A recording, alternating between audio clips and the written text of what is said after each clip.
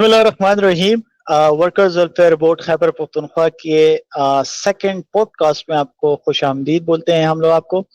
मैं हूं आपका होस्ट फरुख महमूद, और आज हमारे साथ जो मेहमान यहाँ पे मौजूद हैं ऑल द वे फ्रॉम माल्टा, और ये वहाँ की यूनिवर्सिटी में है। दीगर जितना तारुफ वो हम इन्हीं से खुद करवाएंगे, और ये वर्कर्स वेलफेयर बोर्ड के एम्प्लॉय हैं। मोहम्मद हसनैन इनका नाम है, और ये इनकी सक्सेस है कि इनको माल्टा ने खुद कहा कि आप आए हमारे पास, और हमारे पास हमारे लिए आप एज एन रिसर्च ऑफिसर काम करें। ये उनकी जर्नी किस तरह रही है, किस तरीके से वहां तक पहुंचे हैं, क्या प्रोसेस रहा है, वहां पे क्या कर रहे हैं, ये हम लोग उन्हीं से जानेंगे। सबसे पहले तो मोहम्मद हसनैन भाई, आपका बहुत बहुत शुक्रिया कि आपने हमें अपने कीमती औकात में से हमें आप हमारे लिए वक्त निकाला, और अपनी जर्नी को आपने शेयर करने के लिए, और लोगों की मोटिवेशन के लिए आपने अपनी जर्नी शेयर कर रहे हैं। तो सबसे पहले आपको अस्सलाम वालेकुम व रहमतुल्लाह। वालेकुम सलाम व रहमतुल्लाहि व बरकातुहू। मोहम्मद हसन भाई, आप थोड़ा सा अपना बैकग्राउंड थोड़ा सा बताएं। आप कहाँ के हैं, कहाँ से पढ़ाई आपने हासिल की, कॉलेज किधर से पढ़ा, यूनिवर्सिटी कहाँ से पढ़ी, थोड़ा सा इस हवाले से बात करें। मेरा नाम मोहम्मद हसनैन है और मैं बिलोंग करता हूँ पेशावर से। और मैंने जो अपनी बीएस की जो एजुकेशन थी, बीएस डिग्री, वो मैंने सिकॉज यूनिवर्सिटी से की 2012 में। और आफ्टर दैट 2012 में ही जनवरी में मेरी डिग्री कंप्लीट हुई, और नवंबर में मेरी appointment as a trade instructor हो गई वर्कर्स वेलफेयर बोर्ड में, और मैंने वहां पे अपना कैरियर का स्टार्ट लिया।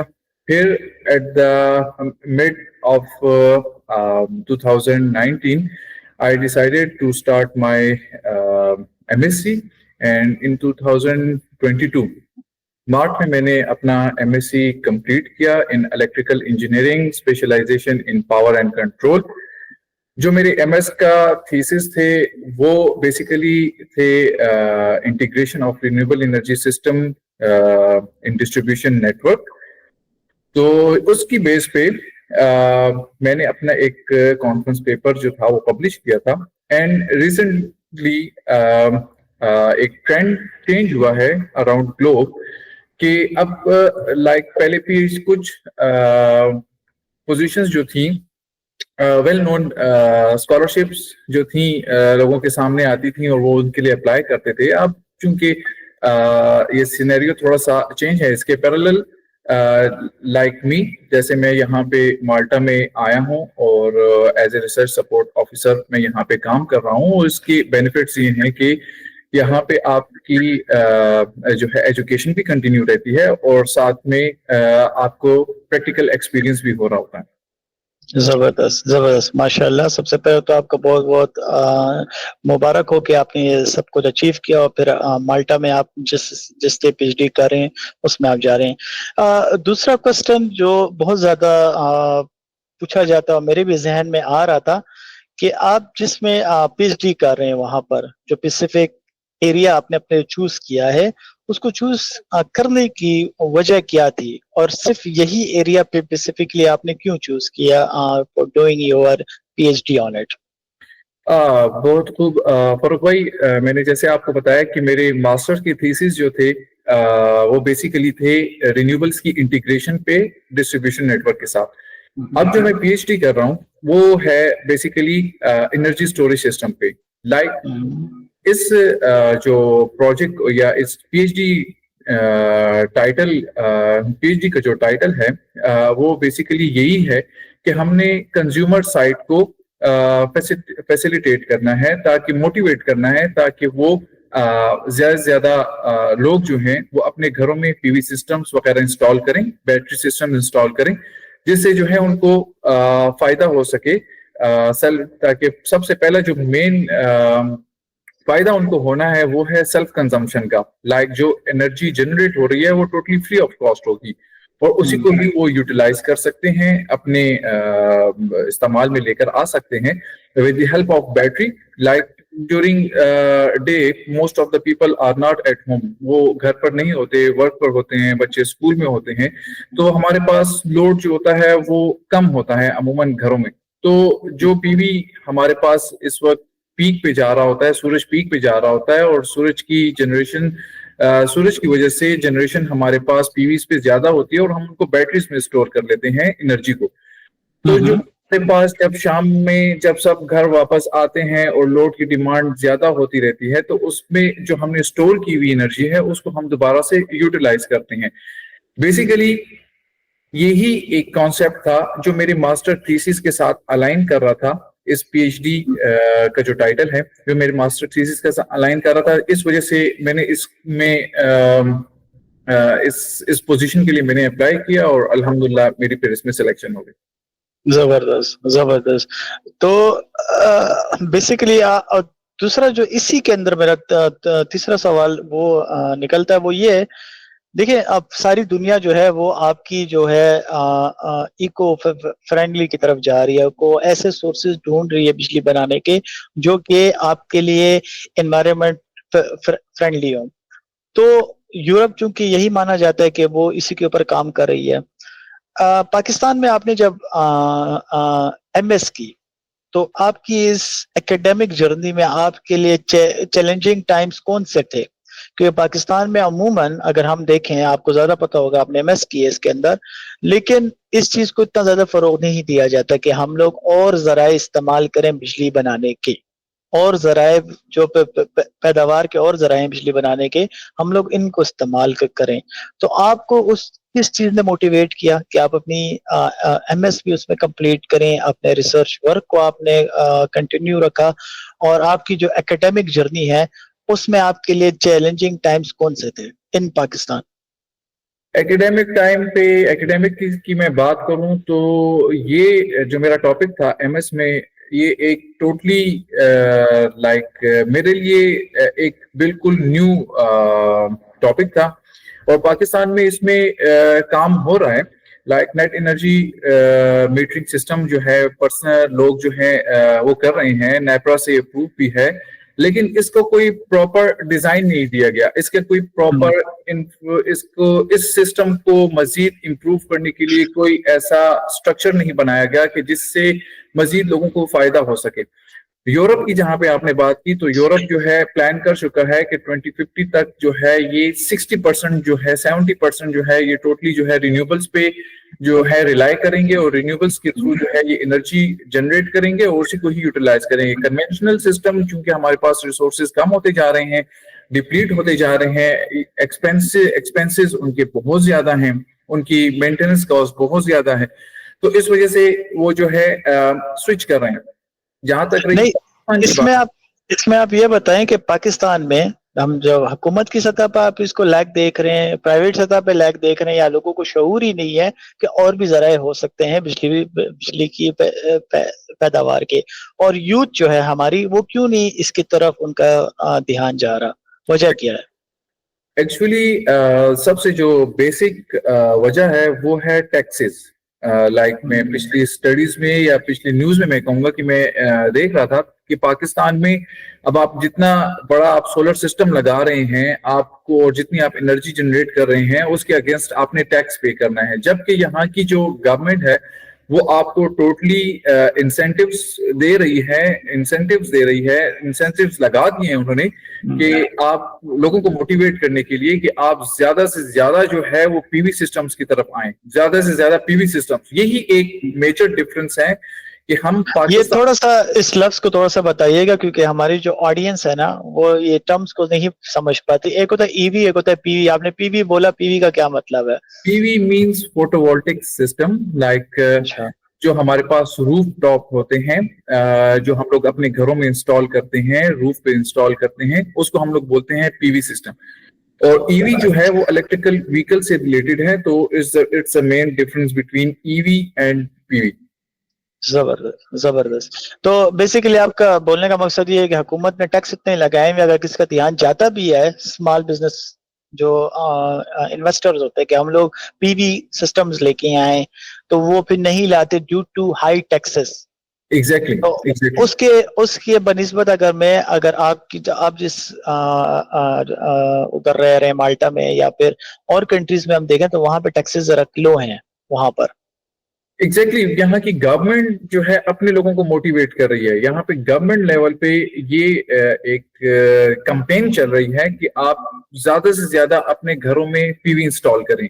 अब यहाँ की गवर्नमेंट जो है वो अपने कंज्यूमर्स को या अपने रहने वालों को जो है लीज मींस की किस्तों पे जो है वो पीवी सिस्टम्स दे रहे हैं कि आप ज्यादा से ज्यादा जो है यही अपने घरों में इंस्टॉल करें और फ्री एनर्जी जो है वो जनरेट करें, ताकि जो एक कन्वेंशनल सोर्सेज हैं वहां से उनको जो है रिलीफ मिल सके। जबरदस्त जबरदस्त। इसके अंदर ये भी है, मेरा जो सवाल का दूसरा हिस्सा था वो ये था कि जिस तरह आपने एमएस की है, इस फील्ड के अंदर आपने एमएस की, आपने यही टॉपिक अपने चूज किया, तो उसकी ये रेंज कम क्यों है? वजह क्या है कि यार ये कम स्टूडेंट्स या कम यूथ हमारी इस तरफ जा रही? ठीक है, गवर्नमेंट की तरफ से अगर क्या कहते हैं गाइडेंस नहीं मिल रही या उनकी तरफ से कंपेन्स नहीं चल रही है, लेकिन यूथ का तो ध्यान होना चाहिए कि यार दुनिया किस तरफ जा रही है, वो ईवीज की तरफ जा रही है, पीवीज की तरफ जा रही है, और हम लोग वही डैम और इस तरह की एनर्जी सोर्सेस को इस्तेमाल कर रहे हैं। और आपने इसमें एमएस किया, you I think quite few peoples हैं जो कि इस तरह का सब्जेक्ट लेते हैं सारे पाकिस्तान के अंदर। बाकी क्यों इस तरफ नहीं जा रहे, उसकी मेजर वजह आप क्या समझते हैं? आई थिंक सो, जहां तक मुझे लगता है और जितना मैंने ऑब्जर्व किया है, लोगों को इतना अवेयरनेस नहीं है इन चीजों के बारे में। हमारे वहाँ का जो रिसर्च कल्चर है वो कॉपी पेस्ट वाला रिसर्च कल्चर है, जबकि यहाँ पे बहुत बारीक बीनी से हर एक चीज को ऑब्जर्व किया जाता है, हर एक प्रॉब्लम को देखते हैं और उसके लिए एक ऑप्टिमल सॉल्यूशन ये लोग फाइंड आउट करते हैं, और जिसके ऊपर ये बहुत ही तहकीक के साथ काम करते हैं। जबकि हमारे वहाँ पे ऐसा कोई कल्चर नहीं। हमारा वहाँ का स्टूडेंट यही चाहता है कि जिस तरह हो, आसानी से हो, जल्दी हो, और इस वजह से जो है वो कॉन्सेप्ट्स को और चीजों को कैच ही नहीं कर पाते। यानी कि वो ये कहते हैं कि यार कोई शॉर्टकट तरीका मिल जाए, मुझे मेरी एमएस की डिग्री मिल जानी चाहिए, बस दैट्स इट। मतलब उनका कोई ये गोल नहीं होता कि हमने कोई रिसर्च ऐसी चीज पे करनी कि इससे कोई फलाह बहबूद का काम हो सके। एग्जैक्टली। अच्छा, पांचवें सवाल पे मैं जाता हूँ। पांचवा सवाल मेरा ये कि आपने कंसीडर की माल्टा यूनिवर्सिटी और इसमें आपने पीएचडी की, माल्टा यूनिवर्सिटी को प्रेफर क्यों किया? अब अमूमन तो पाकिस्तानी या जिधर की भी देखें लोग यूके ही प्रेफर करते हैं, मोस्टली यूके जा रहे हैं, अमेरिका जा रहे हैं, आपने माल्टा यूनिवर्सिटी ही क्यों प्रेफर की वहां से पीएचडी करने के लिए? और वहां की जो इंस्टीट्यूशंस है वो रिसर्च की शेपिंग में कौन से ऐसे इम्पोर्टेंट पॉइंट्स हैं कि आप उसको हाईलाइट यहाँ पे वीडियो के जरिए से अगर आप कर सकें कि यार ये उनके इम्पोर्टेंट पॉइंट्स है जो कि वो रिसर्च को शेप कर रहे हैं? सबसे पहले सवाल का जवाब मैं देता हूँ कि मैंने माल्टा ही क्यों चूज किया, बिकॉज कि मैंने आपको स्टार्ट में बताया कि अराउंड द ग्लोब अब जहाँ पे वेल नोन स्कॉलरशिप्स हैं जिसके बारे में लोग जानते हैं, लाइक HEC का एक प्लेटफॉर्म है, आप ये कह दें कि जर्मनी के बारे में लोग जानते हैं कि आप ब्लॉक अकाउंट जमा करवा दें और जो है इस तरह आप वहां पे एडमिशन्स ले सकते हैं। कुछ यूके की स्कॉलरशिप्स हैं, बट इन सब के पैरेलल में एक जो है कॉल्स चल रही होती हैं। ऐसा यहाँ पे सिनेरियो होता है कि जब कोई ग्लोबली कोई मसला आता है या आप कहें कि कंट्री वाइज इनको कोई प्रॉब्लम होता है, तो ये लोग जो है गवर्नमेंट जो है वो रीच आउट करते हैं यूनिवर्सिटीज को।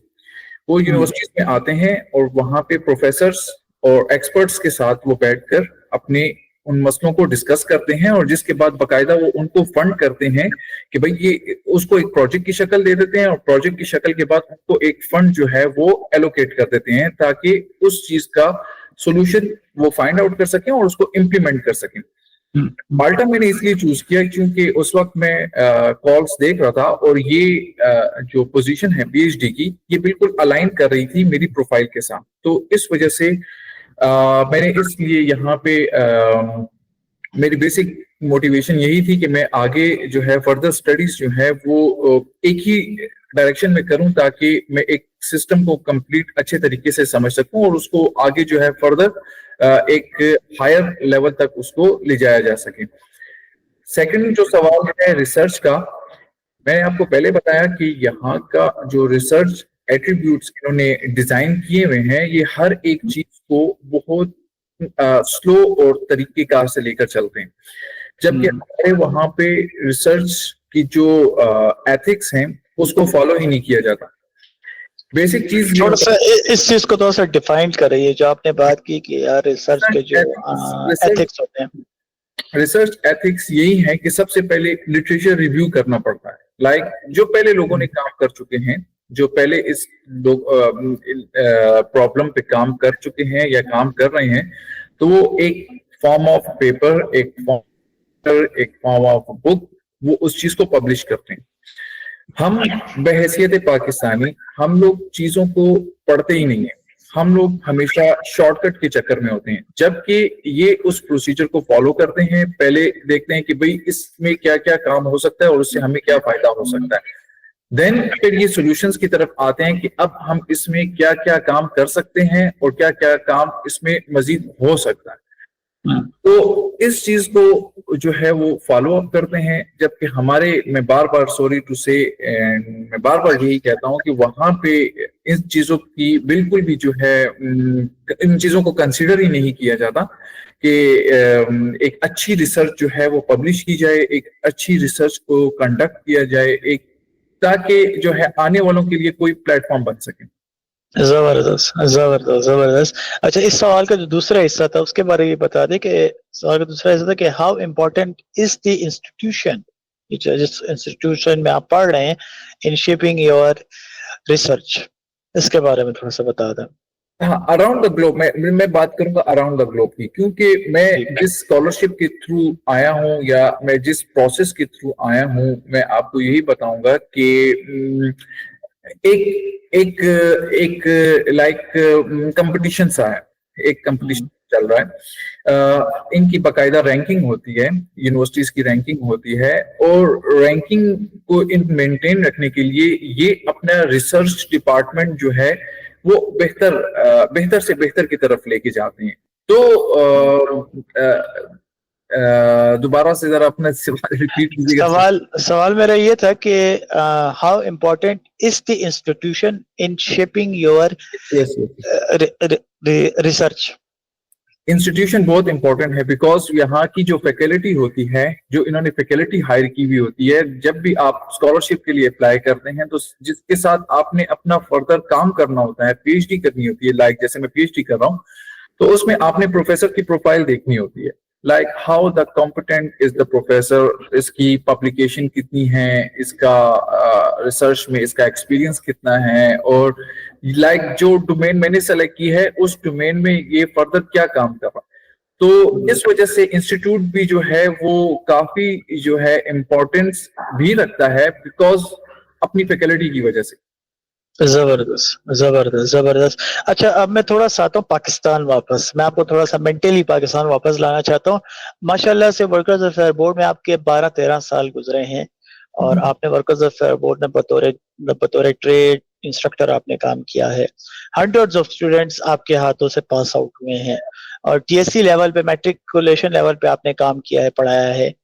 तो आपकी जो एकेडमिक जर्नी रही है पाकिस्तान में, फिर किस तरीके से आप बाहर गए, आजकल आप देख रहे हैं एक रुझान है बाहर निकलने का पाकिस्तान से, for the sake of the self और for the sake of Pakistan.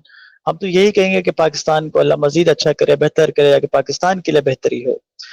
आप अपने स्टूडेंट्स के लिए ऐसी क्या मोटिवेशन छोड़ते हैं, या पहले अगर आप अपनी थोड़ी सी एकेडमिक जर्नी थोड़ी सी बताएं कि पर्सनल मोटिवेशन वो क्या थी आपके लिए, कि आपको उसने ड्रॉ किया आपकी एकेडमिक जर्नी के ऊपर, कि आपने एमएस की तरफ आप गए, और फिर एमएस के बाद आपने ये जो कामयाबी आपने हासिल की है यहाँ तक आप गए, वो पर्सनल मोटिवेशन क्या थी? मैं आपको बताता हूँ कि हमारे पाकिस्तान में एक कल्चर है कि जैसे ही बच्चा बैचलर्स कर लेता है, सबसे पहले वो जॉब फाइंड आउट करने की कोशिश करता है।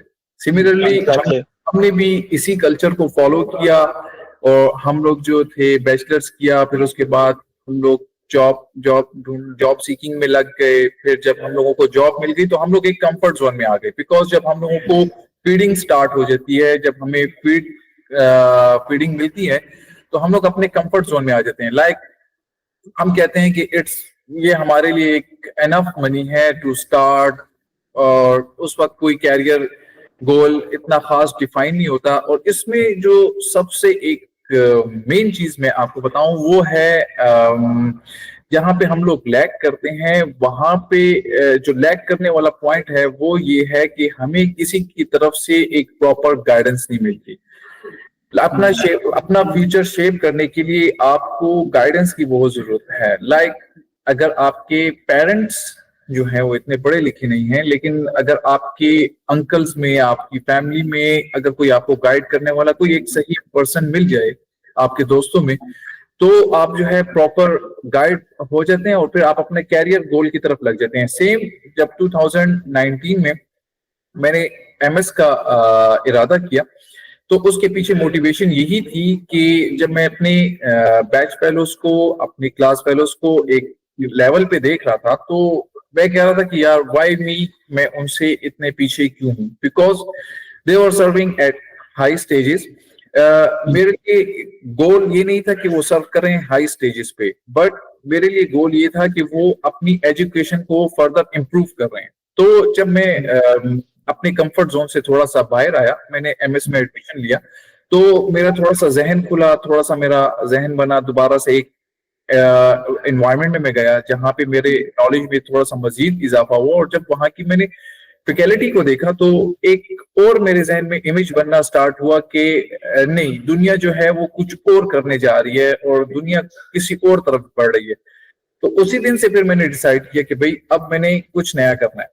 तो उसके लिए फिर मैंने स्ट्रगल स्टार्ट की, एमएस कंप्लीट किया। एमएस के बाद जो बेसिक जो चीज है जिसमें मैं कहूंगा कि आपके लिए अपॉर्चुनिटीज बनती हैं, वो आपके एमएस में या आपके बैचलर्स में आपके थीसिस जो हैं या आपका फाइनल ईयर प्रोजेक्ट कह दें, वो एक बहुत मैटर करता है। अगर तो आपने उसको सही तरीके से आपने उसको परफॉर्म किया है और आपने सही तरीके से उसको कंडक्ट किया है, तो वो आपके लिए आगे मजीद अपॉर्चुनिटीज को जो है वो वेलकम करता है। जबकि अगर आप जो है डिफरेंट आजकल जो है मैं यही कहूंगा कि डिफरेंट पाथ्स या डिफरेंट रास्ते अगर आप अपनाते हैं ताकि बस एक डिग्री मिल जाए और मैं जो है थोड़ा सा इस इस डोमेन में मैं लगा हुआ हूँ उसमें मैं थोड़ा सा इम्प्रूव कर जाऊं, लाइक थोड़ी सी मेंटल ग्रोथ तो रुक ही जाती है, मैं यही कहूंगा, लेकिन थोड़ा सा मेरा स्केल हाई अप हो जाए तो सिर्फ उसके लिए। आपका बोलने का मकसद ये है कि degree just for the sake of degree and just for the sake of job नहीं करनी चाहिए, लेकिन डिग्री इसलिए करनी चाहिए कि यार इससे मैं अपना नाम किस तरह बना सकता हूँ और मैं आपको किस तरीके से यूटिलाइज कर सकता हूँ for the sake of the people. Exactly इसी तरह ही है कि जिस वक्त तक आपके जहन में कोई गोल नहीं होगा, आपके जहन में कोई एम्बिशन नहीं होगा, आपने कुछ अचीव करने का नहीं सोचा होगा, तो आपकी डिग्री जो है वो जस्ट पीस ऑफ पेपर है और जस्ट आप जो है उसको डिफरेंट जॉब अप्लाई करने के लिए और इसी के लिए जो है आप उसको यूज कर सकते हैं। आप ये बताएं माइंडसेट के बारे में थोड़ा सा बताएं। आप बाहर रह रहे हैं, बाहर के स्टूडेंट्स के साथ आप उठ रहे बैठ रहे हैं, आप उनका माइंडसेट है।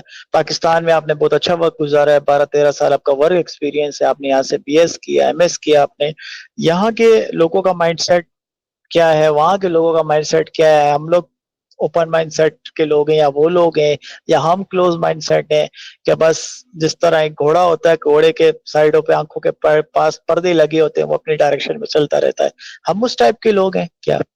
देखें, जहां तक माइंडसेट की बात है, जहां तक मैंने स्टूडेंट्स को ऑब्जर्व किया है, स्टूडेंट लाइफ को ऑब्जर्व किया है, तो मुझे कोई खास डिफरेंस नजर नहीं आया। लाइक हमारे भी वहाँ पे जो स्टूडेंट्स हैं और जिस तरह की उनकी लाइफ है, सेम यहाँ पे भी स्टूडेंट्स हैं और उनकी भी सेम यही लाइफ है। मुझे कोई एक खास फर्क नहीं नजर आया। लेकिन जो फर्क जहां पर आता है वो फर्क ये होता है कि 50 की क्लास में एक बच्चा, 2 बच्चे ऐसे होते हैं कि जो पूरी कंसंट्रेशन से और जो पूरी तवज्जो के साथ और जो एक पूरे फोकस के साथ काम कर रहे होते हैं, उसके पीछे मोटिवेशन ये होती है कि उनकी फैमिली में, उनके घर में कोई एक ऐसा बंदा होता है जो उनके लिए मोटिवेशन होता है।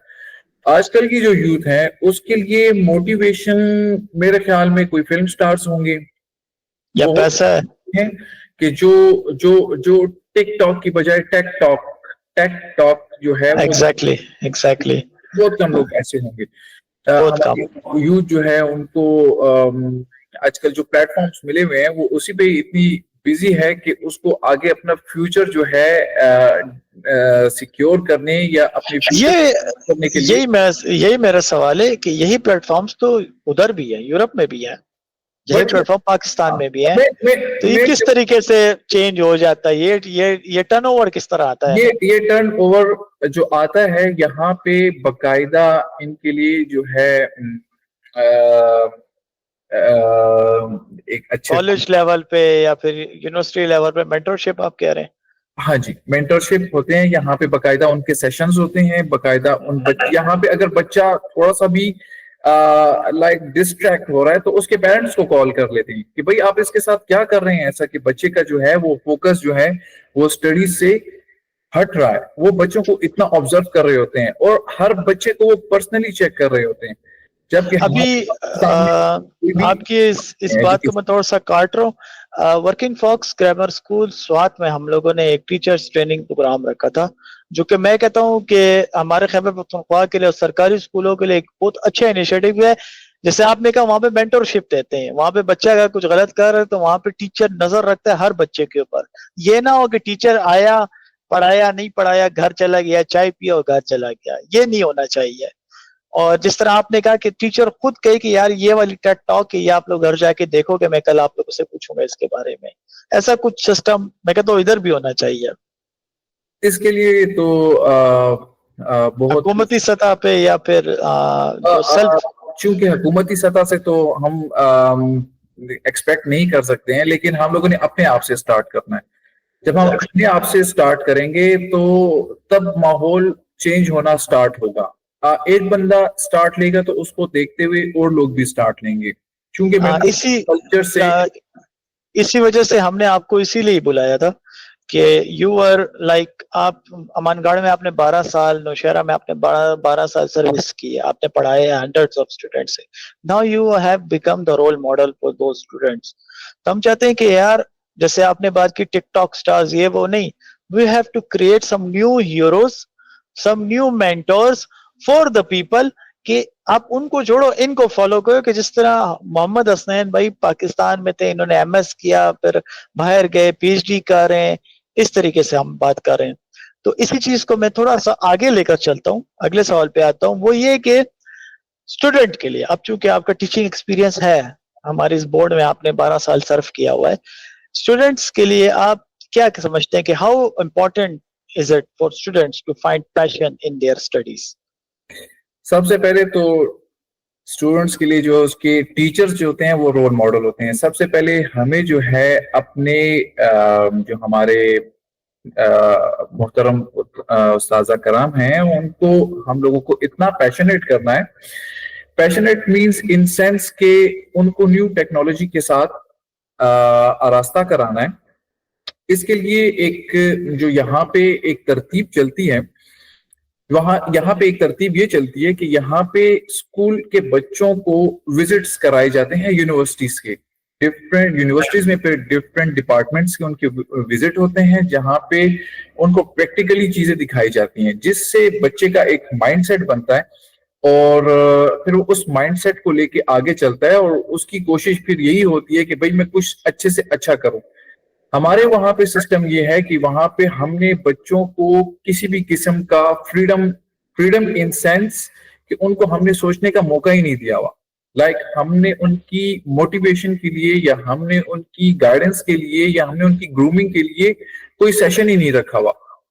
एक अंडरस्टूड, आप बच्चा एडमिट हो गया, बस आपने यही करना है, आपने यहीं पे जाना है, आपके लिए यही फील्ड है। जबकि आप कंपैरिजन करें तो बहुत सारी और ऐसी चीजें होती हैं कि बच्चा अगर एक फील्ड में नहीं जाना चाहता लेकिन बाय फोर्स उसको जो है उसमें इन्वॉल्व किया जाता है।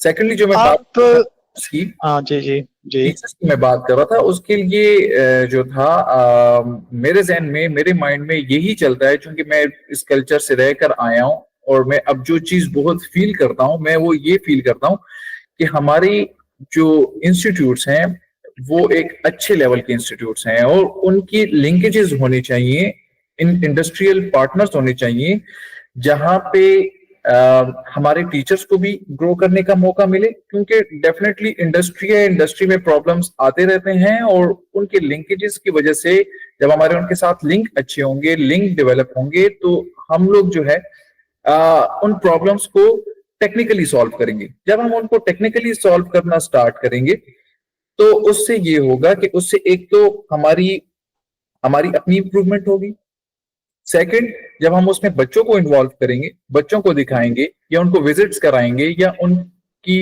ब्रेनस्टॉर्मिंग करेंगे, तो उससे ये होगा कि उनकी शेप बनती जाएगी, उनको पता चलता जाएगा कि भाई फर्दर मैंने अब क्या करना है। अब मैट्रिक का बच्चा जो है वो पास होता है, तो पास होने के बाद उसके पास दो ही ऑप्शन होते हैं कि भाई या तो मैंने एफएससी करना है, प्री मेडिकल, या प्री इंजीनियरिंग करना है। जबकि और भी बहुत सारी फील्ड्स होती हैं जिसके बारे में उसको बताया ही नहीं जाता। अभी आप ये बताएं अपने एक्सपीरियंस से, जैसे वर्कर्स वेलफेयर बोर्ड ने, जो हमारा टेक्निकल डिपार्टमेंट है, उसने खुशहाल खैबर पख्तूनख्वा प्रोग्राम शुरू किया, हमने जीआईजी को इन्वॉल्व किया, हमने बेदारी को इन्वॉल्व किया, हमने टेफेट को इन्वॉल्व किया, टेफ्टा को हमने इन्वॉल्व किया, काफी आपको पता है, आप तो हमारे इसका हिस्सा रह चुके हैं। इस अब हमें ऐसा क्या करना चाहिए कि हमारे स्टूडेंट्स, हमारे लेबर के जो बच्चे हैं या हमारे टेक्निकल के स्टूडेंट्स हैं, वोकेशनल के हैं, स्कूल के हैं, ऐसे कौन से इनिशिएटिव ऑन वॉर फुटिंग शुरू की जाएं कि उनका माइंड डाइवर्ट करें हम लोग इमर्जिंग टेक्नोलॉजीज की तरफ, और उनको हम लोग बताएं कि एआई भी एक फील्ड है, डेटा साइंस भी एक फील्ड है, पाइथन भी एक है, डिजिटल मार्केटिंग भी एक है, ग्रीन एनर्जी रिसोर्सेज भी कोई चीज होती है, और इस तरह के और जितनी भी चीजें, क्या होना चाहिए, आप क्या रिकमेंड करते हैं? इसके लिए जो है स्कूल लेवल पे, कॉलेज लेवल पे कैंपेन्स चलानी चाहिए। लाइक अब जिस तरह हमारे यहाँ पे बहुत सारे जो है टैलेंटेड लोग हैं और उन्होंने बहुत अच्छा काम किया है खैबर पख्तूनख्वा प्रोग्राम में, खुशहाल पख्तूनख्वा प्रोग्राम में। मैं चाहता हूं कि अब क्योंकि वो एक लेवल तक पहुंच चुका है और एक बहुत कामयाबी से चला है, तो अब उस चीज को अराउंड जितने भी हमारे केपी में इंस्टीट्यूट्स हैं वहां पे बाकायदा सेशंस होने चाहिए, मंथली कोई एक सेशन होना चाहिए, एक वर्कशॉप रखनी चाहिए जिसमें हमारे टीचर्स हजरात, हमारे स्टूडेंट्स हजरात, ये सब जो है वहां पे उसमें पार्टिसिपेट करें, उस कॉन्सेप्ट को समझें, उसकी कॉन्सेप्ट को लें और फर्दर जो है उनकी मोटिवेशन के लिए जो है एक सेल सा बनाना चाहिए। हर स्कूल में एक सेल होना चाहिए जहां पे उनको प्रॉपर गाइड किया जाए अबाउट फ्यूचर। जबरदस्त, जबरदस्त। इसी के तनाजुर में आपसे मैं 8वां सवाल करूंगा, वो ये कि स्टूडेंट्स, आजकल का स्टूडेंट डिप्रेशन, एंजाइटी का शिकार है, स्ट्रेस का शिकार है। वो ये कहता है कि मैंने मैट्रिक की, मैंने कॉलेज पढ़ा, मैंने यूनिवर्सिटी की, जॉब्स नहीं मिल रही और दीगर चीजें हैं वगैरह, या पढ़ाई के दौरान आपको पता है कि जो एजुकेशन सिस्टम है हमारा इंतहाई टफ है। बीएस लेवल अभी रिसेंटली एक यूनिवर्सिटी है बड़ी नामवर, मैं नाम नहीं लूंगा उसका, पेशावर की यूनिवर्सिटी है, तो उसके आखिरी उस क्या कहते हैं 8वें सेमेस्टर पे जाके स्टूडेंट को ड्रॉप आउट कर दिया, एंड उसने इतनी स्ट्रेस ली कि उसने खुदकुशी तक की उसकी नौबत आ गई। ये स्ट्रेस लेवल, ये एजुकेशन सिस्टम ने जो ठीक होना है ठीक है, कब होगा अल्लाह जाने, लेकिन स्टूडेंट्स को आप क्या कहते हैं कि यार स्ट्रेस लेवल को किस तरीके से कम किया जाए, डिप्रेशन को किस तरीके से कम किया जाए, प्रेशर ना लिया जाए? उनको ज्यादातर प्रेशर यही होता है ना कि यार जो लाखों रुपए लगे हमसे जाया हो जाएंगे अगर जॉब ना मिली हमें, या हम फेल हो गए या ड्रॉप आउट हो गए। तो इसके ऊपर आप क्या कहेंगे कि स्ट्रेस मैनेजमेंट पे, और ताकि वाइल बीइंग स्टडीइंग इसको किस तरीके से मेंटेन किया जाए, और आपकी क्या टिप्स हैं? देखिए, चूंकि स्टूडेंट लेवल पे स्टूडेंट जो होते हैं वो बिल्कुल भी फिक्रमंद नहीं होते हैं अपनी किसी भी चीज को लेके। इसका जो सबसे बेहतरीन जो सोल्यूशन है स्टूडेंट्स के लिए, कि जहां पे वो एडमिशन ले रहे हैं सबसे पहले उस इंस्टीट्यूशन की उनको टर्म्स एंड पॉलिसीज का पता होना चाहिए। फिर अकॉर्डिंगली उनको जो है वो अपना टाइम जो है वहां पे स्पेंड करना चाहिए। और जहां तक रहा स्ट्रेस लेना ठीक है, लेकिन एक लिमिट तक स्ट्रेस लिया जाए कि भाई मैंने अच्छी स्टडी करनी है। स्ट्रेस इस चीज का नहीं कि मैं फेल हो गया हूं। फेल होने का ताल्लुक जो है वो आपकी इनकम्पिटेंसी से है। हमारे जो यूनिवर्सिटीज का कल्चर है वहां पे यही होता है कि बच्चा आके, चूंकि वो एक तंग माहौल से आया हुआ होता है, तंग माहौल से मीन्स कि एक बहुत स्ट्रिक्ट माहौल से आया हुआ होता है, और जब वो एक आजादाना माहौल में आता है तो उसकी वाइब्स कुछ चेंज हो जाती हैं और डेफिनेटली इन्वायरमेंट के साथ वो अटैच हो जाता है, जिसकी वजह से वो इतना फोकस और कंसंट्रेट नहीं कर पाता। स्टडीज, ड्यूरिंग स्टडीज आपका फोकस सिर्फ आपकी स्टडीज होनी चाहिए। जिस चीज को हम मिस करते हैं, जब स्टूडेंट था तो ये चीज मुझे भी उस वक्त समझ नहीं आई, बट विद द टाइम, जब टाइम पास होता गया, टाइम गुजरता गया, तो अब इस चीज पे मैं पहुंचा हूं कि भाई ड्यूरिंग स्टडीज आपके ऊपर और कोई स्ट्रेस नहीं होता, कमाने का स्ट्रेस नहीं होता, आपके ऊपर फीडिंग करने का कोई स्ट्रेस नहीं होता। इन वेरी रेयर सिनेरियोस कि किसी एक के ऊपर कोई रिस्पॉन्सिबिलिटी हो, but most of the students या पर्संस जो होते हैं वो उन ऑलरेडी वो फीड हो रहे होते हैं फ्रॉम फैमिली साइड। तो स्ट्रेस सिर्फ उनका ये होना चाहिए कि भाई मैंने अपनी स्टडीज को और अपने आप को और किस तरह ग्रूम करना। और दूसरा ये कि आप जो पैसा कमाने का एक वो है कि यार मैं एक लोगों के जहन में ये होता है कि मैंने एमबीए तो कर लिया, बस अब मुझे 1-1.5 लाख रुपए की जॉब मुझे मिल जाएगी, आराम से मैं कमाने लग जाऊंगा।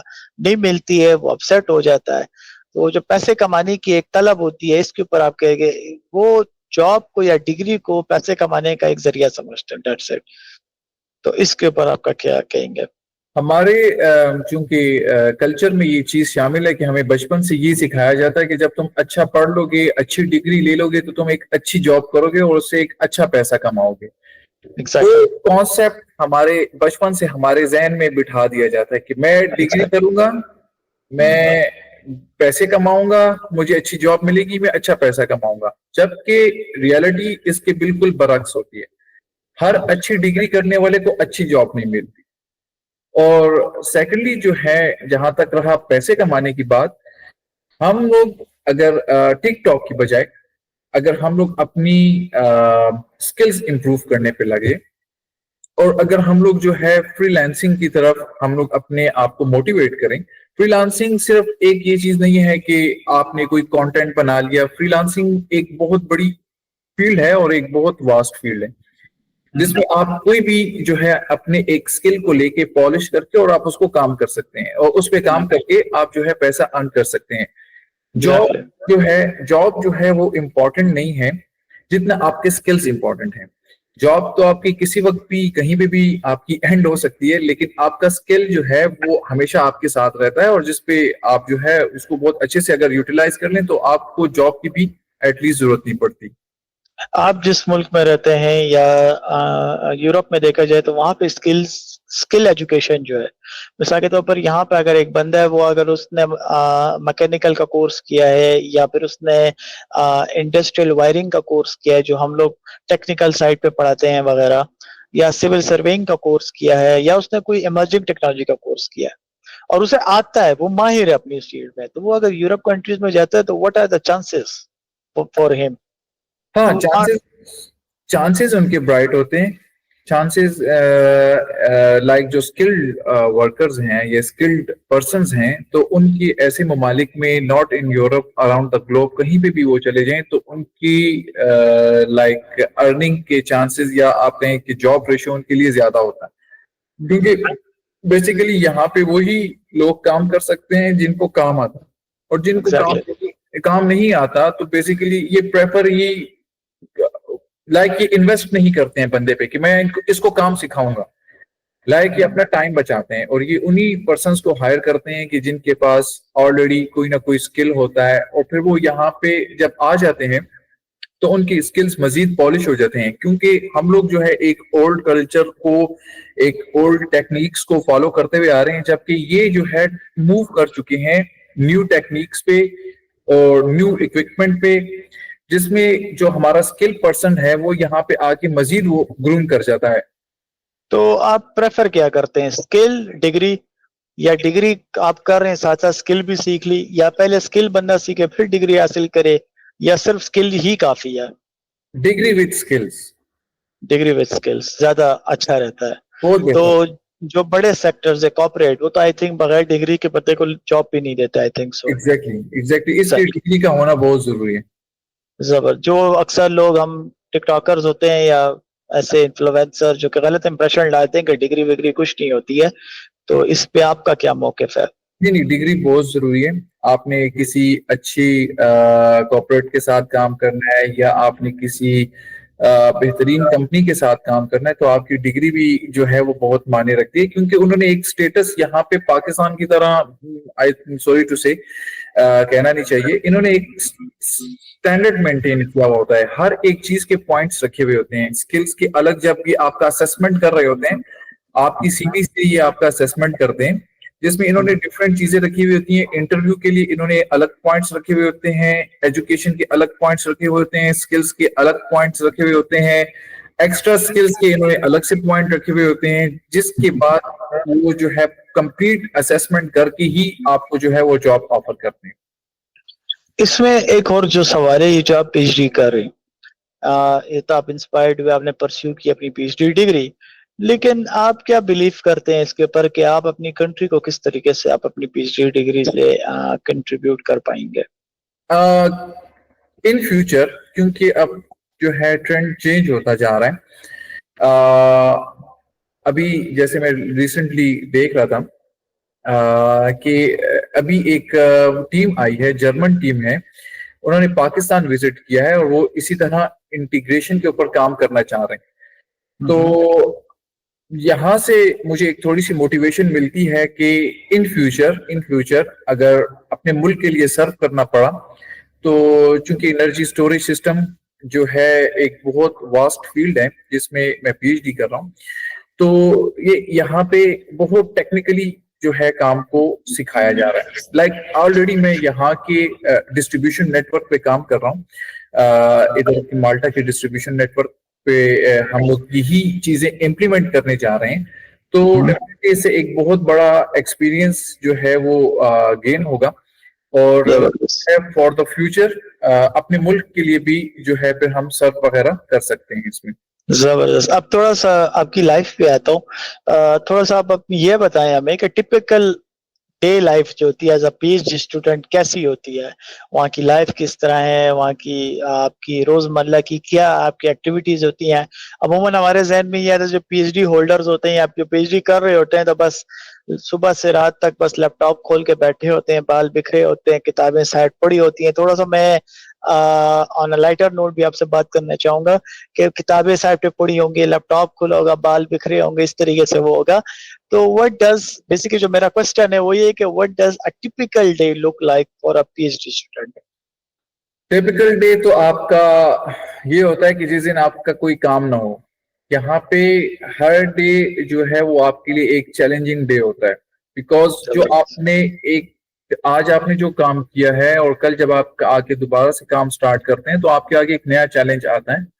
उस चैलेंज को फुलफिल करने के लिए डेफिनेटली आपको लिटरेचर को बार बार रिव्यू करना पड़ता है। आप बार बार लिटरेचर रिव्यू करते हैं, जैसे आपने कहा कि बुक्स, यहाँ पे बेसिकली जो बेहतर बात यह है कि यहाँ पे एक इनकी अपनी ऑनलाइन लाइब्रेरी होती है और वहां से आपको उन्होंने एक्सेस दिया हुआ होता है और आपको जो मटेरियल वगैरह चाहिए होता है आप उस लाइब्रेरी के थ्रू एक्सेस करके आप वो अपना मटेरियल जो है वो ले सकते हैं, उसको रीड आउट कर सकते हैं।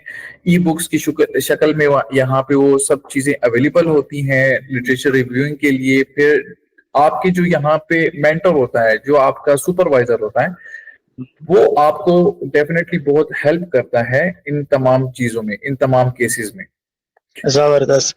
इसमें ये मुझे बताएं, पाकिस्तान के अंदर नॉर्मल पीएचडी 5-6 साल और 8-10 साल भी लग सकते हैं, 12 साल भी लगते हैं। जहां से आप पीएचडी करें, क्या ये स्ट्रेस आउट है 10th से पीएचडी करना? या वहाँ के जो सुपरवाइजर्स होते हैं पाकिस्तान के बनिस्बत अच्छे होते हैं, जल्दी पीएचडी हो जाती है, क्या है वहाँ पे, थोड़ा सा इसके बारे में बताएं। पहले तो मैं आपको बताऊं कि पाकिस्तान की जो पीएचडी है और यहाँ की पीएचडी में जो मेन डिफरेंस है वो यही है कि हमारे जो कल्चर है वहाँ पे आपको खुद टॉपिक सेलेक्ट करना पड़ता है, खुद आपको अपने टॉपिक पे काम करना पड़ता है, जिसकी वजह से एक लंबा टाइम वो चला जाता है, क्योंकि उसको सोल्यूशन निकालते निकालते निकालते वो एक लंबा टाइम ले लेती है। बनिस्बत बाहर ममालिक में जो पीएचडी करना ऐसा है कि ऑलरेडी इनके डिफाइंड प्रोजेक्ट्स होते हैं, डिफाइन इनकी जो है प्रॉब्लम स्टेटमेंट होती है, और डिफाइन इन्होंने किया होता है कि इन्होंने अपनी इस रिसर्च को कैसे लेकर चलना है और इस प्रोजेक्ट को इन्होंने कैसे वाइंड अप करना है, जाके एक ड्यूरेशन होता है जिसके लिए इन्होंने प्रॉपर जो है प्लान किया हुआ होता है। जहां प्लान और अनप्लान चीजें आ जाती हैं तो अनप्लान चीजें जो है वो ज्यादा टाइम ले जाती हैं, और जो प्लान चीजें होती हैं वो एक टाइम ड्यूरेशन में ही जो है वो कवर। तो नॉर्मल क्या ड्यूरेशन होती है बाहर से अगर नॉर्मली जो होती है वो 4 इयर्स जो है, ये लोग 4 इयर्स में ये करवाते हैं। डिपेंड करता है, प्रोजेक्ट टू प्रोजेक्ट डिपेंड करता है, यूनिवर्सिटी टू यूनिवर्सिटी डिपेंड करती है। सम स्पेन में अब जो है वहां पे 3 इयर्स पीएचडी है, यहाँ पे 4 इयर्स है, 5 इयर्स है। तो ये टाइम स्पेन जो है, जितना प्रोजेक्ट का टाइम स्पेन होता है उतने ही आपका पीएचडी का जो है वो टाइम स्पेन होता है। इसी के तनाजुर में मेरा एक सवाल हो रहा है जहन में, ये कि ये जो आप किस तरीके से मेंटेन करते हैं अपनी इस लाइफ को, आपकी जो एकेडमिक रिस्पॉन्सिबिलिटीज हैं और जो पर्सनल लाइफ है, और कौन सी स्ट्रेटजीज आपके लिए बेस्ट वर्क करती हैं आपके लिए? सबसे बेहतर बात यह कि यहाँ पे वीकेंड्स जो है वो आपके ऑफ होते हैं, जिसमें आप अपनी पर्सनल लाइफ जो है वो बहुत अच्छे तरीके से जो है स्पेंड कर सकते हो। फिर यहाँ पे जो सबसे अच्छी बात यह है कि यहाँ पे एक निजाम बना हुआ है। निजाम ऐसा है कि यहाँ पे आपने 8 आवर्स आपके जो है आपने काम करना होता है, आपने अपनी लैब को देना होता है, आपने अपने एकेडमिक्स को देना होता है। वो 8 आवर्स आपके लिए आपकी फ्लेक्सिबिलिटी पे है कि आप दिन को आते हो, रात को आते हो, शाम को आते हो, जिस वक्त आप आते हो आपने अपने 8 आवर्स पूरे करने हैं, और आपने अपने 8 आवर्स के बाद जो है कोई और काम नहीं करना। आप जो है अपनी कोई भी पर्सनल काम वगैरह, अपनी पर्सनल लाइफ वगैरह जी सकते हो। यानी कि आपकी वो वर्क लाइफ और एकेडमिक लाइफ बैलेंस रहती है, बैलेंस रहती है। इसमें हमें कोई स्ट्रेस नहीं होता, क्योंकि ये लोग बहुत स्मूथली काम करते हैं। इन्होंने हर एक चीज के लिए टाइम फ्रेम रखा हुआ है। ये कोशिश करते हैं कि हर एक चीज को टाइम फ्रेम के मुताबिक लेकर चलें, ना तो ये ज्यादा तेज चलते हैं और ना ये ज्यादा स्लो चलते हैं। ये जो पीएचडी होती, परसुइंग पीएचडी, आपकी सोशल लाइफ को तो फिर मतलब इफेक्ट नहीं करती? जबरदस्त। इसमें ये जो मेरा सवाल है वो ये अपने मुल्क के हवाले से, कि वैसी कौन सी चेंजेस हैं जो आप रेकमेंड करना चाहेंगे एजुकेशन सिस्टम की बेहतरी के लिए, to prepare future researchers and expert for national service? जो मैं पूरे पॉडकास्ट में एक बात जो मैं बार बार वो रिपीट करता रहा हूँ, वो यही है कि हमें एथिक्स को फॉलो करना चाहिए। हमें एक जो है एक निजाम को फॉलो करना चाहिए, जो एक निजाम बनाया गया है रिसर्च के लिए। बेसिकली हम लोगों को जो हमारे सुपरवाइजर साहब होते हैं इन यूनिवर्सिटीज में, यूनिवर्सिटी लेवल पे, वो इतने कोऑपरेटिव नहीं होते। उनकी एटीट्यूड्स या उनकी एंगेजमेंट्स कहेंगे, उनकी एंगेजमेंट्स इतनी ज्यादा होती हैं कि वो प्रॉपर जो है डिस्कशन वगैरह नहीं करते स्टूडेंट से। और जहाँ पे एक स्टूडेंट का भी फैक्टर होता है कि स्टूडेंट भी जो है वो प्रोजेक्ट असाइन होने के बाद या टॉपिक असाइन होने के बाद वो फिर उस तरह की मेहनत नहीं करता, और वो जो है शॉर्टकट्स ढूंढने के चक्कर में लग जाता है। किसी से प्रोजेक्ट करवा लिया, किसी को पे करके प्रोजेक्ट करा लिया, किसी को, जबकि हमें इस कल्चर को खत्म करना पड़ेगा। इस रिसर्च को कंडक्ट करने के लिए जो सबसे बेसिक चीज है, जितने लोगों ने मुझसे कांटेक्ट किया है वो जो रिसर्च करना चाहते हैं, जब उनसे लिटरेचर रिव्यू की बात की जाती है तो लिटरेचर रिव्यू पे कोई भी फोकस नहीं करना चाहता। जितना अच्छा आपका लिटरेचर रिव्यू होगा, जितना अच्छा आप लिटरेचर रिव्यू करोगे, जितना अच्छा आप लिटरेचर पे काम करोगे, उतने ही आपके कॉन्सेप्ट जो हैं वो बनते जाएंगे और जो आपका प्रोजेक्ट है उसके लिए आपको आसानी होगी। और जहां तक मेरा सजेशन है कि बच्चों को जो है प्रॉपर टाइम देना चाहिए। बच्चों के लिए एक ऐसा प्लेटफॉर्म बनाना चाहिए जहां पे उनको अवेयरनेस दी जाए अबाउट रिसर्च, क्योंकि हम लोगों का यहाँ पे कोई भी रिसर्च के लिहाज से कोई भी कॉन्सेप्ट नहीं है। हर एक चीज जो है, जो एक सिलेबस 50 साल सिलेबस है उसी को ही फॉलो किया जा रहा है। जब इससे आउट ऑफ बाउंड्री आके काम करना पड़ेगा, इस बाउंड्री से हट के काम करना पड़ेगा, तो ही हम जाके कुछ अच्छा प्रोड्यूस वगैरह कर सकते हैं। अच्छा, इसमें इसी पीएचडी के आ, आ, मेरा सवाल है वो ये कि आप अपने आप को ड्यूरिंग द स्टडी पीरियड आप अपने आप को आइसोलेटेड टू फील नहीं करते, और अगर करते हैं तो आप इससे किस तरीके से कॉम्बैट करते हैं और अपने आप को फील करवाते हैं टू स्टे कनेक्टेड? ये किस तरीके से आप मैनेज करते हैं? ये ऐसा होता है कि जब आप अपने घर से दूर होते हैं, होम सिकनेस और डिफरेंट ऐसे फैक्टर्स होते हैं जो आपके साथ दिमाग में चल रहे होते हैं। समटाइम्स आप अच्छा फील कर रहे होते हैं, समटाइम्स अच्छा फील नहीं कर रहे होते हैं। इस चीज को बैलेंस रखने के लिए सबसे बेहतर चीज ये है कि आपका जो सर्कल है, आपके जो इर्द गिर्द के लोग हैं, वो सेम माइंडसेट के होने चाहिए। जब वो आपके सेम माइंडसेट के लोग होते हैं तो उससे आपको एक मोटिवेशन मिलती रहती है। मोटिवेशन ये होती है कि जब आप डाउन फील कर रहे होते हैं तो आपका जो सेम माइंडसेट का बंदा है वो ही आपको समझ सकता है और वो ही आपको हेल्प आउट करता है उस क्रिटिकल कंडीशन से निकलने के लिए। जबकि आपका सेम माइंडसेट का बंदा नहीं होगा, आप और डिप्रेस फील करोगे और आप उस चीज को सही तरीके से टैकल नहीं कर सकोगे और कंसंट्रेट नहीं कर सकोगे।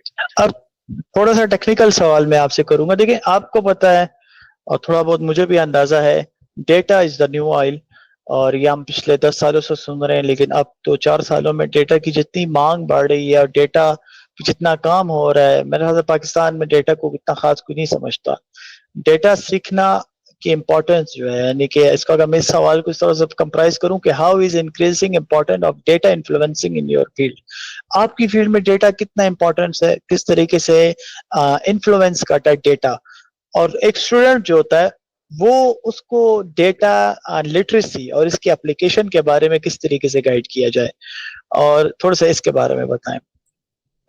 डेटा जो है बहुत इम्पोर्टेंट है किसी भी काम को परफॉर्म करने के लिए, किसी भी टास्क को डन करने के लिए। डेटा आपको मिलेगा लिटरेचर रिव्यूइंग से। मैंने आपको बार बार यही कह रहा हूँ कि लिटरेचर रिव्यू जितना आपका अच्छा होगा उतनी आपकी बिल्डिंग ब्लॉक्स बनते जाएंगे।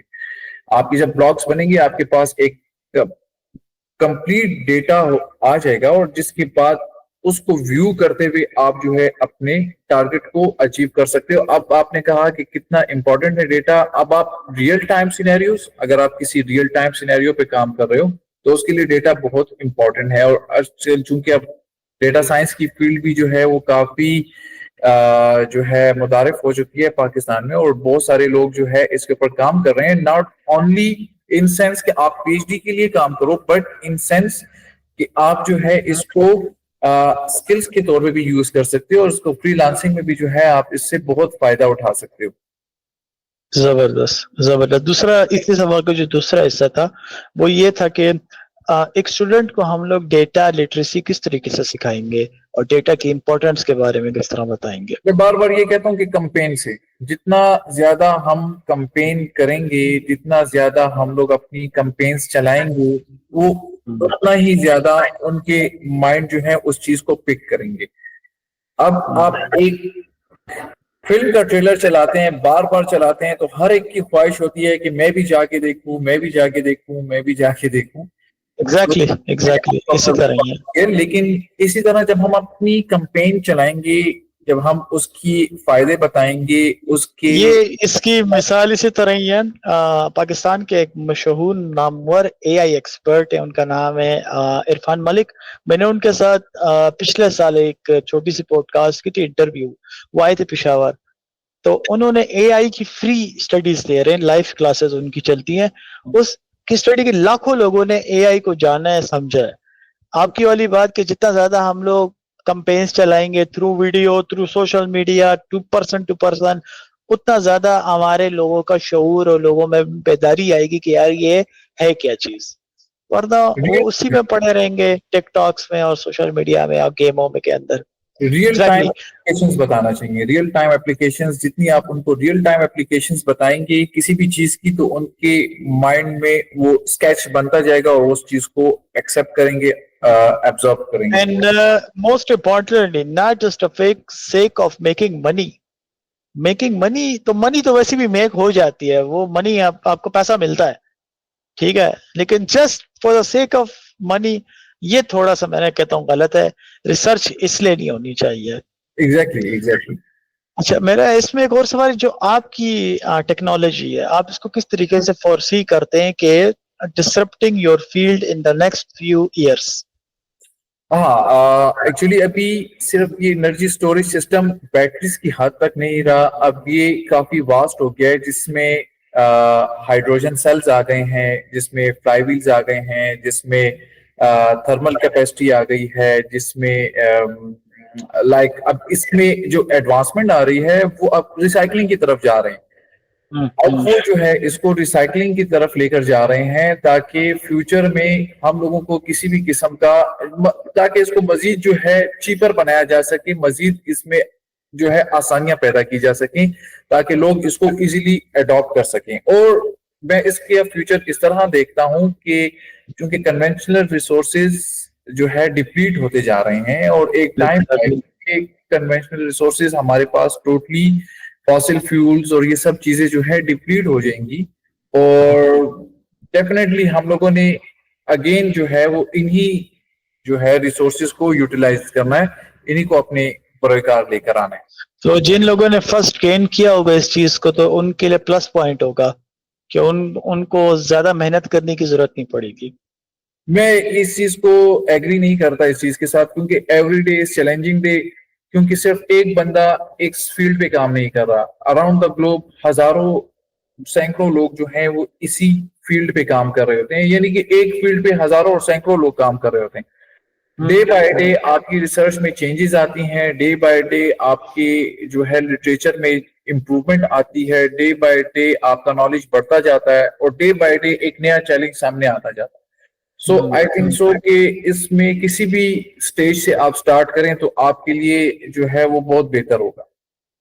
एग्जैक्टली, बेहतरीन। अब आप अपनी थोड़ी सा हमें राय दें अपनी, कि करंट बेसिकली ये जो आप फील्ड में पीएचडी कर रहे हैं, बेसिक टेक्निकल एजुकेशन है ये, एक जो इसकी बेस है वो टेक्निकल एजुकेशन ही है, ठीक है। तो हमारे करंट स्टेट इस टाइम टेक्निकल एजुकेशन की हमारी कंट्री की क्या है? मैं यही कहूंगा कि हमारा इक्विपमेंट जो है वो अपडेट नहीं है, हमारा जो एक सिलेबस है वो अपडेट नहीं है, हमारा जो है एक माइंडसेट है वो अपडेट नहीं है। तो इन सब चीजों को जब आप कंबाइन करेंगे ना, और जब आप इसकी इम्प्रूवमेंट पे लग जाएंगे, और जब आप इसमें इन्वेस्ट करना स्टार्ट कर देंगे, आप जब नई टेक्निक्स को फॉलो करना स्टार्ट करेंगे, जब आप नए इक्विपमेंट पे काम करना स्टार्ट करेंगे, तो डेफिनेटली जो एक बैठी हुई चीज है वो रेज अप होगी, और उससे आपको बहुत सारा जो है फायदा होगा। और एक आपकी ये जो लैब है पीछे, मैं माशाल्लाह देख सकता हूँ पीछे काफी मशीन्स पड़ी हुई हैं, काफी हाई टेक आपकी मशीन्स हैं। तो ये आप क्या कहते हैं, वहाँ के जो लोकल इन्वेस्टर हैं वो भी इन्वेस्ट करते हैं इस फील्ड के अंदर, या फिर गवर्नमेंट भी इन्वेस्ट करती है? और पाकिस्तान में गवर्नमेंट कितना इन्वेस्ट कर रही है? आप तो खुद गवर्नमेंट का हिस्सा रहे हैं, तो आप जरा थोड़ा सा बताएं, क्या गवर्नमेंट को तालीम की तरफ तो वैसे भी फोकस करना चाहिए, लेकिन टेक्निकल एजुकेशन की तरफ कितना फोकस करना चाहिए? और आप जहां पर हैं वहां पर कितना इन्वेस्ट हो रहा है टेक्निकल एजुकेशन के ऊपर? हमारी बदकिस्मती यही है कि एजुकेशन को हम लोगों ने सबसे, मेरे ख्याल में लीस्ट प्रायोरिटी पे रखा हुआ होता है कि भाई ये एक जो है ना लीस्ट प्रायोरिटी लाइन लगाया हुआ है। तो जो उनके स्टाफ देखें, जहां पे डीमोटिवेशन आती है ना, अब आप अपने स्टाफ को बेनिफिट नहीं देते हो, आप अपने स्टाफ को सैलरीज टाइम पे नहीं देते हो, आप अपने स्टाफ की और किसी चीज की नीड का ख्याल नहीं रखते, तो डेफिनेटली वहां पे जो है वो वर्क स्ट्रेस उन पे ज्यादा होता है, तो वो उस चीज को फॉलो अप नहीं कर सकते। यहाँ पे गवर्नमेंट जो है वो सबसे ज्यादा इन्वेस्ट यूनिवर्सिटी पे करती है, सबसे ज्यादा फंड जो है वो यूनिवर्सिटीज को मिलते हैं, ताकि जो है वो अपने फ्यूचर को शेप कर रहे होते हैं, वो अपना फ्यूचर बिल्ड कर रहे होते हैं। जबकि हमारे पास प्रायोरिटीज जो है वो ठेकेदार को देने के लिए, रोड बनाने के लिए और डिफरेंट जो है स्ट्रीट लाइट्स लगाने के लिए हमारे पास फंड वाफिर मिकदार में होता है, जबकि स्कूल्स, यूनिवर्सिटीज और कॉलेजेस लेवल पे लोगों को, बच्चों को फैसिलिटेट करने के लिए हमारे पास कुछ भी नहीं होता। Exactly exactly. और दूसरी बात ये, जो आपने इक्विपमेंट्स की बात की, इक्विपमेंट्स भी तभी आएंगे कि जब गवर्नमेंट इस चीज को इम्पोर्टेंस देगी टेक्निकल एजुकेशन को, जिस तरीके से बाहर ममालिक में टेक्निकल एजुकेशन को इम्पोर्टेंट दी जाती है। तो फर्क आप क्या देखते हैं, थोड़ा सा इस बारे में भी बताएं। एक जो कन्वेंशनल स्टडीज है हमारी, ठीक है, और टेक्निकल स्टडीज में, इन दोनों की अपनी अपनी इंपॉर्टेंस है, लेकिन आजकल के दौर में या आने वाले दौर में आप क्या देखते हैं कि यार कि इसको 50-50% इंपॉर्टेंस देनी चाहिए या किस तरफ लोगों को जाना चाहिए? जहां तक सवाल है टेक्निकल वर्सेस कन्वेंशनल स्टडीज का, तो मेरे ख्याल में दोनों की अपनी अपनी इंपॉर्टेंस है। लेकिन टेक्निकल को मैं इसलिए प्रेफर करता हूं कि टेक्निकल स्टडीज में बच्चों को स्टार्ट से ही, इनिशियली ही जो है उनको टेक्निकल जो है कॉन्सेप्ट्स और टेक्निकल और प्रैक्टिकल की तरफ ले आया जाता है, जिससे उनकी स्किल ग्रूम करना स्टार्ट हो जाती है, उनके स्किल ग्रूम कर जाते हैं।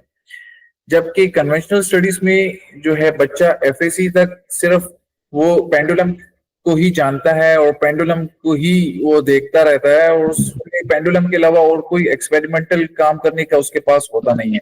मैंने 2010 में मैंने मैट्रिक किया है, तो 2010 में मैंने मैटम सिंगल पेंडुलम पढ़ा था, और उसके बाद जब मैं टीचिंग की तरफ आया एज एन लैब असिस्टेंट, तो मैं बच्चों को वो ही पेंडुलम पढ़ाता था। तो आपकी बात सही है, हमारा कोर्स भी अपडेट नहीं होता।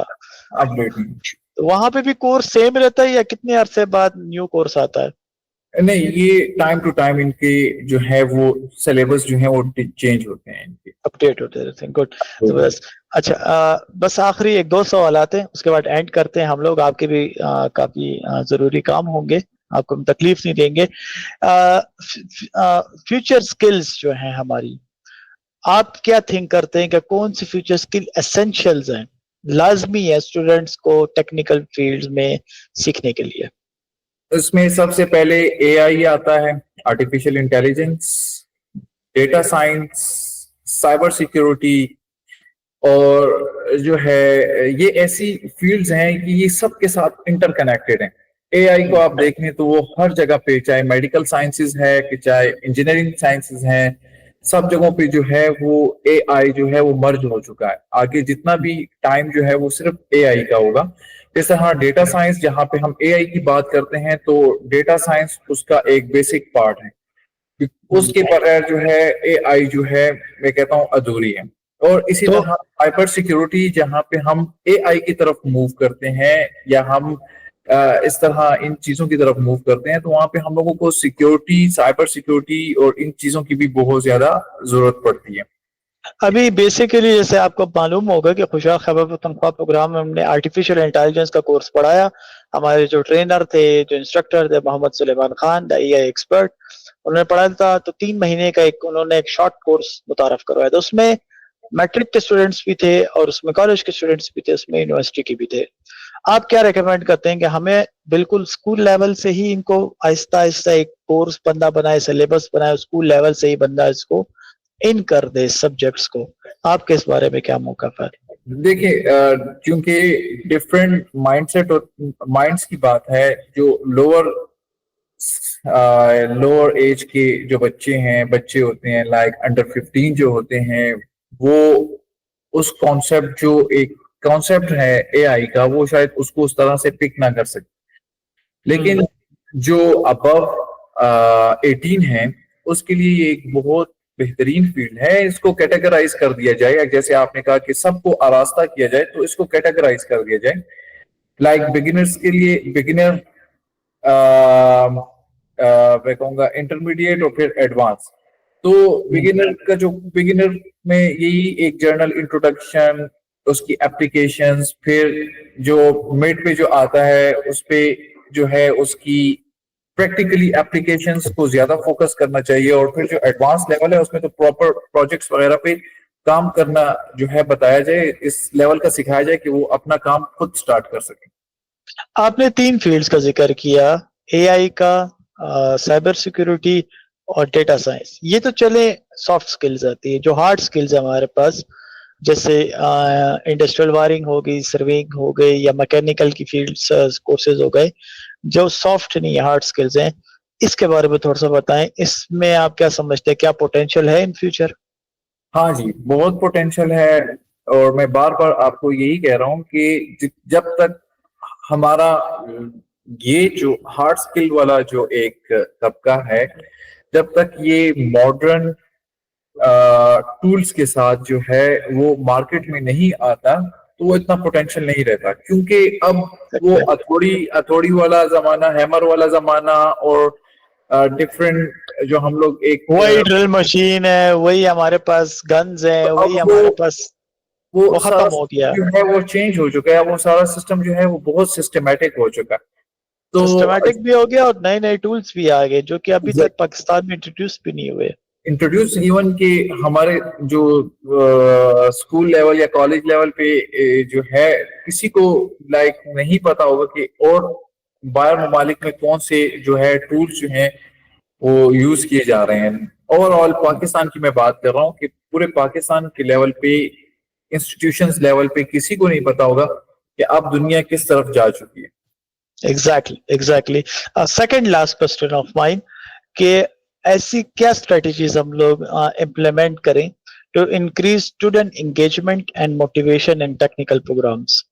एक तो आपने बोला कि कैंपेन्स चलाएं और सेमिनार्स हम लोग वो करें, वो तो अपनी जगह, लेकिन इसके अलावा हम लोग और क्या स्ट्रेटजीज इम्प्लीमेंट कर सकते हैं कि प्रॉपर स्ट्रेटजी के साथ हम लोगों का माइंड डाइवर्ट करें टू टेक्निकल प्रोग्राम्स? देखिए, जिस वक्त तक आप लोगों को एक पिक्चर नहीं दिखाएंगे, तब तक जो है वो फैसला नहीं कर सकते। आप जब तक आप जुबानी कलामी उनके साथ बातें करते रहें, लेकिन मैं बात वही करूंगा कि जिस वक्त तक आप पिक्चर नहीं दिखाएंगे तब तक आप उनको मोटिवेट नहीं कर सकते किसी भी। Picture in a sense of success stories.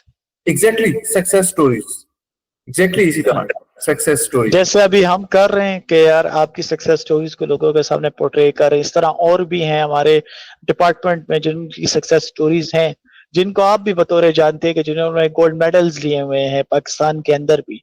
तो अगर उनको सक्सेस स्टोरी बताए तो शायद लोगों का माइंड डाइवर्ट हो इस तरफ। एग्जैक्टली। लास्ट क्वेश्चन की तरफ आते हैं। What is your vision for the future of technical education in Pakistan और इन ऑल ओवर द, अगर चले पाकिस्तान की बात नहीं करते, वर्ल्ड की बात करते?